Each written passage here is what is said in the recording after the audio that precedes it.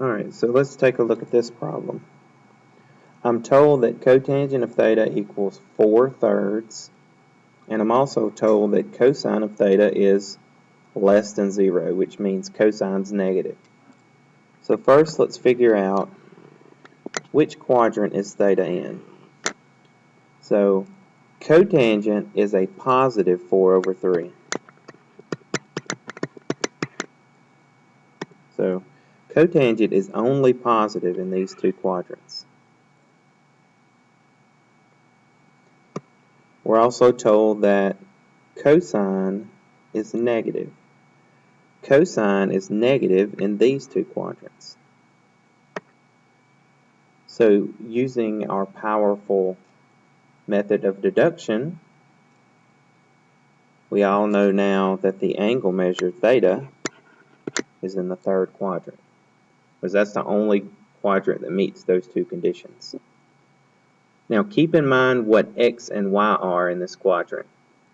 The x values are going to be positive or negative?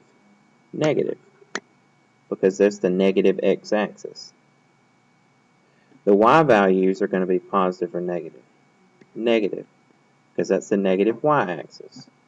So when we find x and y, we need to make sure they're both negative. Okay. Now cotangent of theta is equal to x over y.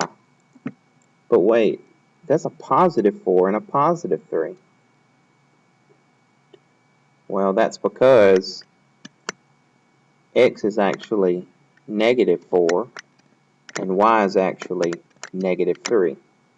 Because isn't negative 4 divided by negative 3 positive 4 over positive 3? Yes. The negative signs just aren't shown in the problem to begin with. Okay. So, if we know that x is negative 4 and y is negative 3, we can find r really fast by using the formula x squared plus y squared equals r squared. And remember, r is a radius, so it is never negative. Alright, so that's negative 4 squared plus negative 3 squared equals r squared. Or 16 plus 9 equals r squared. Or 25 equals r squared. So take the square root of both sides to solve for r. And we get r is equal to 5. Okay. Now, there are two ways to find tangent of theta. Either we can use x, y, and r, or we can say, well, if cotangent of theta is 4/3, then tangent of theta is the reciprocal of that, 3/4. Alright, so there's one of our remaining trig functions. Remember, sine of theta is y divided by r. Y is negative 3, and r is 5. Then using the reciprocal of that,